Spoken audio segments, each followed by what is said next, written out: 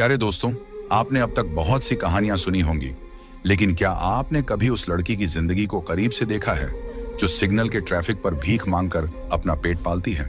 क्या आपने कभी सोचा है कि उनकी जिंदगी कैसी होती है, उनके दिन कैसे कटते हैं? और अगर आप खुद उस जगह होते तो क्या आप भी वही करते जो हालात उनसे करवाते हैं? आज मैं आपको ऐसी ही एक लड़की की हकीकत से जुड़ी कहानी सुनाने जा रहा हूं, जो आपकी सोच बदल कर रख देगी। यह कहानी उस शहर की है जहां दौलत की चमक इतनी ज्यादा है कि अक्सर इंसानियत उस चमक में अंधी हो जाती है। लेकिन उसी शहर की गगनचुंबी इमारतों के पीछे, जहां सूरज की रोशनी भी आने से कतराती थी, एक ऐसी दुनिया बसती थी जिसे लोग बस्ती कहते थे। उस बस्ती में जिंदगी हर रोज दम तोड़ती थी और हर सुबह फिर से जी उठती थी। उसी बस्ती के सबसे आखिरी छोर पर, जहां नाले का गंदा पानी बहता था और हवा में नमी और सीलन की बू होती थी, वहां एक छोटी सी टूटी फूटी झोपड़ी थी। वह झोपड़ी प्लास्टिक की थैलियों, टीन के जंग लगे टुकड़ों और बांस की पुरानी लकड़ियों से बनी थी। जब तेज हवा चलती तो वह झोपड़ी किसी सूखे पत्ते की तरह थरथराती थी, मानो अभी गिर पड़ेगी। उस झोपड़ी में दो जानें रहती थीं। एक, जिसका जिस्म वक्त की मार से पूरी तरह सूख चुका था, वो बूढ़ी दादी, और दूसरी, जो उस कीचड़ में कमल की तरह खिली थी, जीनत। जीनत नाम का मतलब ही सजावट होता है, और कुदरत ने उसे बनाते वक्त फुर्सत के पल निकाले थे। 18 साल की जैनत की खूबसूरती ऐसी थी कि अगर उसे अच्छे कपड़े और जेवर पहना दिए जाएं, तो वह किसी रियासत की शहजादी लगे। उसका रंग गेहुआ था, लेकिन उसमें सोने जैसी चमक थी। उसकी आंखें, ओह वो आंखें, बड़ी बड़ी काली आंखें जिनमें एक गहरा समंदर छुपा था। उन आंखों में एक अजीब सी वीरानगी थी, एक ऐसा सवाल था जिसका जवाब दुनिया के पास नहीं था। उसके बाल, जो अक्सर धूल और धुएं से उलझे रहते थे, जब कभी वह उन्हें धोती तो वे कमर तक किसी काले झरने की तरह गिरते थे। लेकिन अफसोस, इंसान की किस्मत उसके चेहरे पर नहीं लिखी होती। जीनत अनाथ थी। उसके माँ बाप का साया तब सर से उठ गया था जब वह बहुत छोटी थी। उसे तो उनका चेहरा भी ठीक से याद नहीं था। उसकी पूरी दुनिया उसकी दादी थी। दादी, जो अब इतनी बूढ़ी हो चुकी थी कि उनकी कमर कमान की तरह झुक गई थी। उनकी आंखों में अब मोतियाबिंद उतर आया था, जिससे उन्हें धुंधला दिखाई देता था। जीनत की जिंदगी का एक ही मकसद था, दादी की सांसें बचाए रखना। गरीबी ने जीनत को वक्त से पहले बरा कर दिया था। उसके तन पर जो कपड़े होते थे, यह शब्द बोलने में जितना आसान है, जीने में उतना ही कड़वा। जीनत रोज सुबह उठती, दादी को बासी रोटी खिलाती, अगर घर में होती तो, और फिर अपनी इज्जत को अपनी मुट्ठी में भींचकर शहर की बेरहम सड़कों पर निकल पड़ती। शहर का हाजी अली वाला सिग्नल बहुत मशहूर था। यहाँ शहर की सबसे महंगी गाड़ियां गुजरती थीं। जीनत का ठिकाना यही था। उस दिन दिसंबर की कड़ाके की ठंड थी। आसमान में बादल ऐसे छाए थे जैसे शहर का दम घुट रहा हो। ठंडी हवा किसी चाकू की तरह चमड़ी को काट रही थी। जीनत के जिस्म पर सिर्फ एक पतला सा सूती कुर्ता था, जो ठंड रोकने के लिए काफी नहीं था। वह थर थर कांप रही थी। उसके होंठ नीले पर गए थे। उस दिन उसकी हालत और भी खराब थी, क्योंकि घर में दादी बहुत बीमार थी। दादी को कल रात से खून की उल्टियां हो रही थीं। डॉक्टर ने कहा था कि अगर शाम तक महंगी दवा का इंजेक्शन नहीं लगा तो दादी नहीं बचेंगी। उस इंजेक्शन की कीमत 500 रुपये थी, और जीनत की जेब में एक फूटी कौड़ी नहीं थी। अल्लाह के नाम पर दे दो बाबा, मेरी दादी मर जाएगी। जीनत हर गाड़ी के शीशे पर दस्तक दे रही थी। कुछ लोग शीशा चढ़ा लेते, कुछ उसे गंदी नजरों से घूरते, और कुछ उसे धक्के मारकर हटा देते। हटो यहां से, कामचोर कहीं की, एक अमीरजादे ने उसे डांट दिया था। दोपहर हो चुकी थी। सूरज कहीं नजर नहीं आ रहा था। जीनत की हिम्मत जवाब दे रही थी। वह फुटपाथ के किनारे बैठ गई और अपनी आंखों से गिरते आंसुओं को पोंछने लगी। या खुदा, क्या गरीबों के लिए तेरे खजाने में कुछ भी नहीं है? उसने आसमान की तरफ देखकर शिकायत की। तभी सिग्नल लाल हुआ। ट्रैफिक थम गया। अचानक पूरे माहौल में एक अजीब सी खामोशी छा गई। सबकी निगाहें एक ही दिशा में घूम गईं। सड़क पर एक ऐसी गाड़ी आकर रुकी थी जिसे देखकर लग रहा था कि वह किसी दूसरी दुनिया से आई है। वह एक गोल्डन रोल्स रॉयस थी। पूरी गाड़ी पर असली सोने की परत चढ़ी थी। बादलों के बीच से निकली हल्की सी रोशनी में भी वह गाड़ी ऐसे चमक रही थी कि आंखें चौंधिया जाएं। उसके पहियों के रिम भी सोने के थे। वह गाड़ी किसी चलते फिरते महल जैसी लग रही थी। जीनत ने अपनी जिंदगी में साइकिल और स्कूटर के अलावा कुछ नहीं देखा था। यह गाड़ी उसके लिए किसी जादुई रथ जैसी थी। उसने सोचा, यह आदमी जरूर कोई बादशाह होगा, इसके पास इतना सोना है, अगर यह मुझे थोड़े से पैसे दे दे तो मेरी दादी की जान बच जाएगी। भूख और लाचारी इंसान का डर खत्म कर देती है। जीनत उठी, उसके पैर कांप रहे थे। वह धीरे धीरे उस सुनहरी गाड़ी की तरफ बढ़ी। जीनत उस गाड़ी के काले शीशे के पास पहुंची। उसे अंदर कुछ दिखाई नहीं दे रहा था। उसने अपने ठंडे और कांपते हाथों से शीशे पर दस्तक दी। खट खट। कुछ पल कोई हलचल नहीं हुई। जीनत का दिल जोर जोर से धड़क रहा था। फिर एक हल्की सी झुमम की आवाज के साथ शीशा नीचे हुआ। अंदर से ऐसी हवा का एक ठंडा और खुशबूदार झोंका आया। वह खुशबू बहुत महंगी थी, ऊद और गुलाब की मिश्रित खुशबू। जीनत ने अंदर झांका। ड्राइविंग सीट पर एक नौजवान बैठा था। उसकी उम्र मुश्किल से 25 या 26 साल होगी। वह बेतहाशा खूबसूरत था। गोरा रंग, चेहरे पर हल्की तराशी हुई दाढ़ी और आंखों पर एक कीमती ब्रांडेड चश्मा। उसने एक सफेद रंग का पठानी सूट पहन रखा था, जिसके कॉलर पर सोने के धागे से कढ़ाई की गई थी। उसके हाथ में एक स्विस घड़ी थी, जिसकी कीमत शायद जीनत की पूरी बस्ती की कीमत से ज्यादा होगी। उसका नाम आर्यन था। वह शहर के सबसे अमीर और रसूखदार आदमी शेख सिकंदर का इकलौता बेटा था। जीनत की जुबान लड़खड़ा गई। साहब, अल्लाह आपको बहुत बरकत देगा। मेरी दादी बहुत बीमार है, मुझे कुछ पैसे दे दो साहब, वरना वो मर जाएगी। आर्यन ने अपना चश्मा उतारा। उसकी आंखें गहरी भूरी थीं, लेकिन उनमें एक अजीब सा खालीपन था। उसने जीनत को ऊपर से नीचे तक देखा। उसकी नजर में हवस नहीं थी, बल्कि एक हैरानी थी। शायद उसने इतनी गरीबी में इतनी खूबसूरती पहले कभी नहीं देखी थी। जीनत के फटे कपड़े और बिखरे बाल उसकी मासूमियत को और उभार रहे थे। आर्यन कुछ पल खामोश रहा। फिर उसने अपनी जेब में हाथ डाला। फिर उसने डैशबोर्ड खोला और उसमें कुछ ढूंढा। जीनत की उम्मीदें आसमान छू रही थीं। उसे लगा अब उसकी मुट्ठी में पैसे होंगे, लेकिन आर्यन ने खाली हाथ बाहर निकाले। उसने एक गहरी सांस ली और जीनत की आंखों में देखकर बोला, माफ करना, मैं अपना वॉलेट घर भूल आया हूं, मेरे पास अभी नकद नहीं है। यह सुनते ही जीनत की दुनिया उजड़ गई। उसकी आंखों से टप टप आंसू गिरने लगे। वह बिना कुछ बोले पीछे मुड़ी। उसे लगा कि अमीरों के पास बहाने बहुत होते हैं। रुको, आर्यन की आवाज आई। वह आवाज सख्त नहीं थी, उसमें एक मखमली नरमी थी।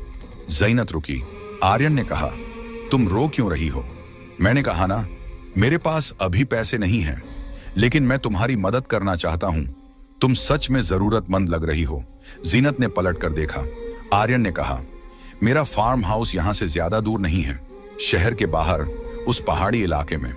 मेरे पास वहां बहुत पैसे रखे हैं।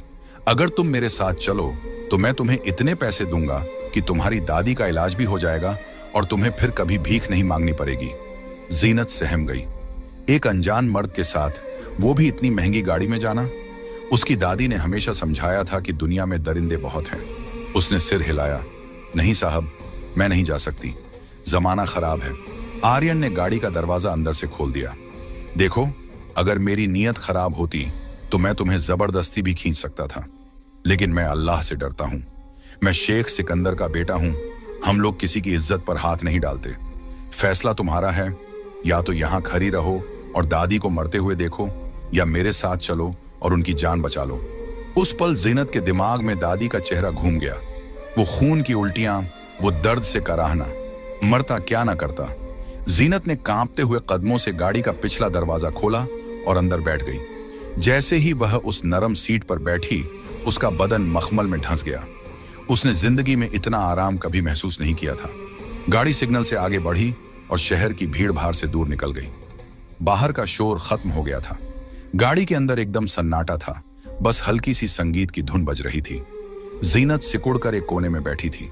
उसे डर लग रहा था कि कहीं उसके मैले कपड़ों से गाड़ी की सीट गंदी न हो जाए। करीब आधे घंटे बाद गाड़ी एक विशाल लोहे के गेट के सामने रुकी। गेट अपने आप खुल गया। अंदर का नजारा देखकर जीनत की आंखें फटी रह गईं। वह फार्म हाउस नहीं, एक जन्नत का टुकड़ा था। चारों तरफ हरे भरे बगीचे थे, रंग बिरंगे फूल खिले थे और बीच में सफेद संगमरमर से बना एक आलीशान महल था। फव्वारे चल रहे थे, जिनमें से पानी संगीत की तरह गिर रहा था। आर्यन ने गाड़ी रोकी और उतरा। उसने जीनत के लिए दरवाजा खोला। आओ, डरो मत, जैनत उसके पीछे पीछे चली। घर के अंदर घुसते ही उसे लगा कि वह किसी सपने में है। छत से लटकते हुए झूमर इतने बड़े थे कि उसकी पूरी झोपड़ी उसमें समा जाए। फर्श इतना चमकदार था कि उसमें चेहरा दिखाई दे रहा था। आर्यन उसे एक बड़े से हॉल में ले गया। तुम यहां बैठो, मैं ऊपर से पैसे लेकर आता हूं, आर्यन ने कहा और सीढ़ियां चढ़कर ऊपर चला गया। जीनत वहीं खड़ी रही। उसकी हिम्मत नहीं हुई कि वह सोफे पर बैठे। कुछ ही मिनटों में आर्यन वापस आया। उसके हाथ में नोटों की एक मोटी गड्डी थी।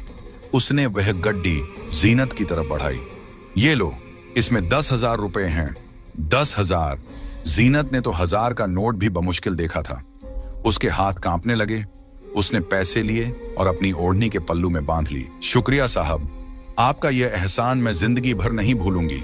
जीनत की आंखों में कृतज्ञता के आंसू थे। वह जाने के लिए मुड़ी। रुको, आर्यन ने फिर रोका। तुम बहुत कमजोर लग रही हो। भूखी हो? जीनत ने नजरें झुका ली। उसका पेट जोर जोर से मरोरे ले रहा था। आर्यन ने ताली बजाई। एक बावर्दी नौकर आया।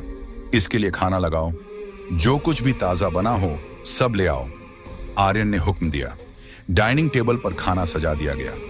बिरयानी, कबाब, फल, मिठाई। जीनत ने ऐसा खाना कभी सपनों में भी नहीं देखा था। आर्यन सामने कुर्सी पर बैठ गया और बस उसे देखता रहा। जीनत खा रही थी और आर्यन की आंखों में एक अजीब सी चमक थी। वह चमक हवस की नहीं थी, बल्कि अधिकार की थी। उसे लग रहा था कि उसने एक टूटी हुई गुड़िया को सहारा दिया है।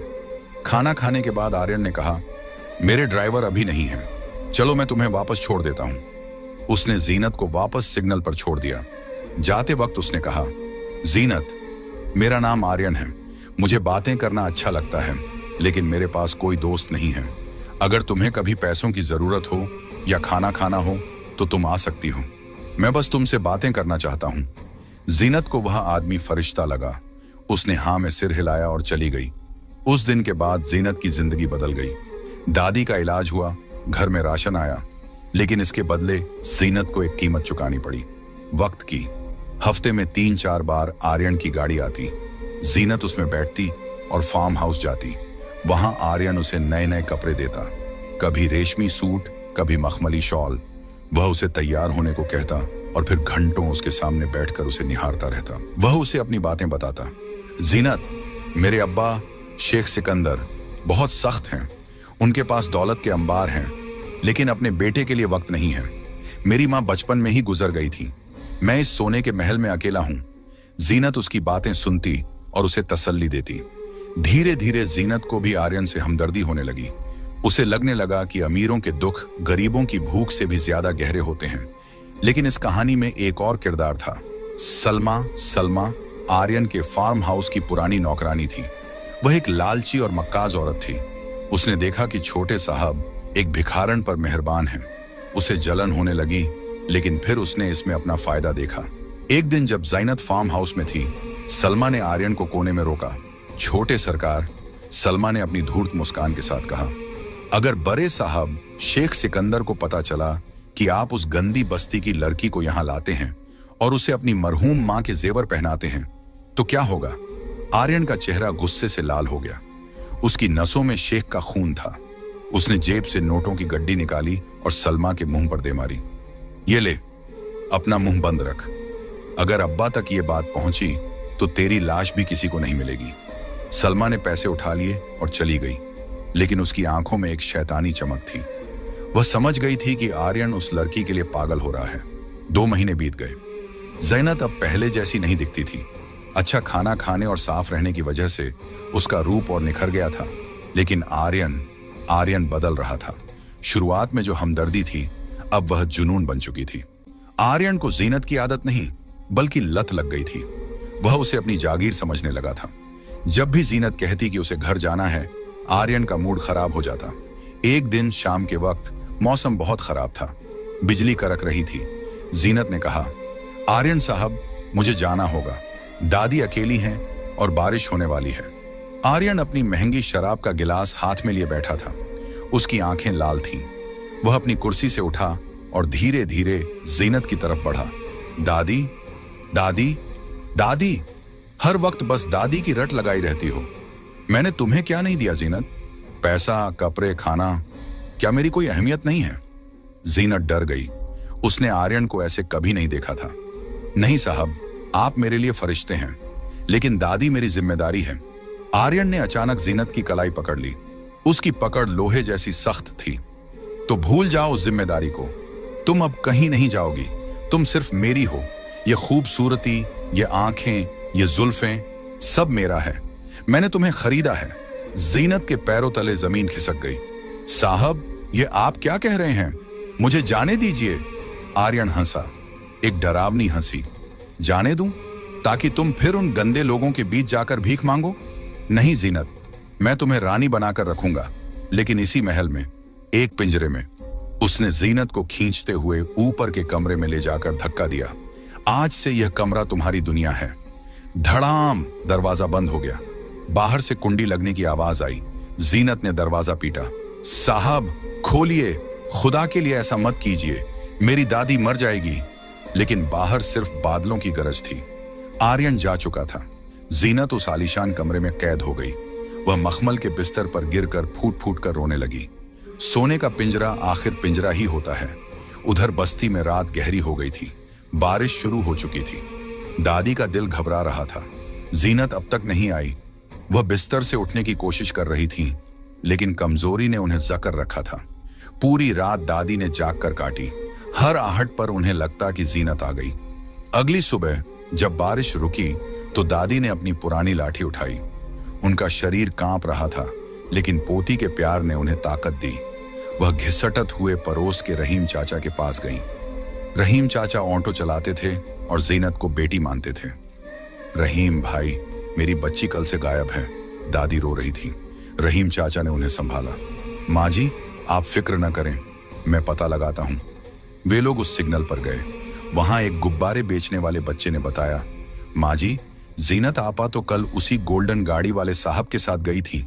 वो अक्सर उनके साथ जाती हैं। गोल्डन गाड़ी? रहीम चाचा ने माथा पीटा। ये तो शेख साहब के बेटे की गाड़ी है, आर्यन शेख। मामला बड़ा था।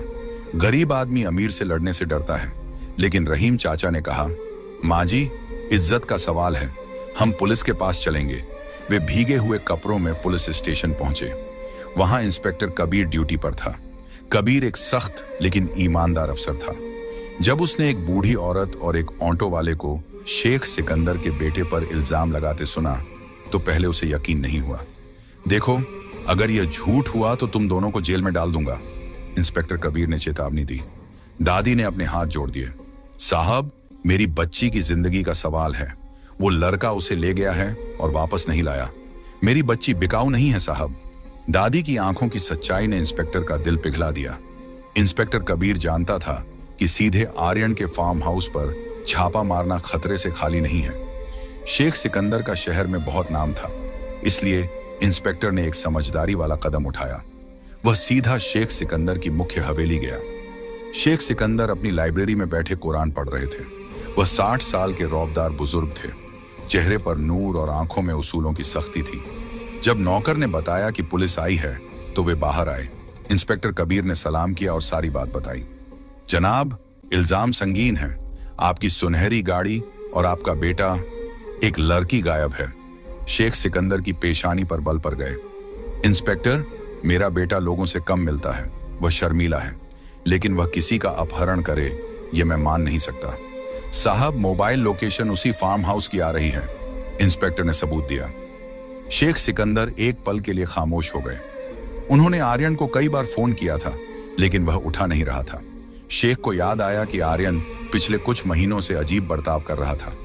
उसके बैंक अकाउंट से भी बड़ी रकम निकल रही थी। शेख सिकंदर खड़े हो गए। चलो इंस्पेक्टर, मैं खुद तुम्हारे साथ चलूंगा। अगर मेरा बेटा बेगुनाह है तो मैं तुम्हारी वर्दी उतरवा दूंगा। लेकिन उन्होंने अपनी बात अधूरी छोड़ दी, लेकिन उनकी आंखों में एक खौफनाक फैसला था। पुलिस की जीप और शेख सिकंदर की गाड़ी फार्म हाउस के गेट पर पहुंची। गेट बंद था।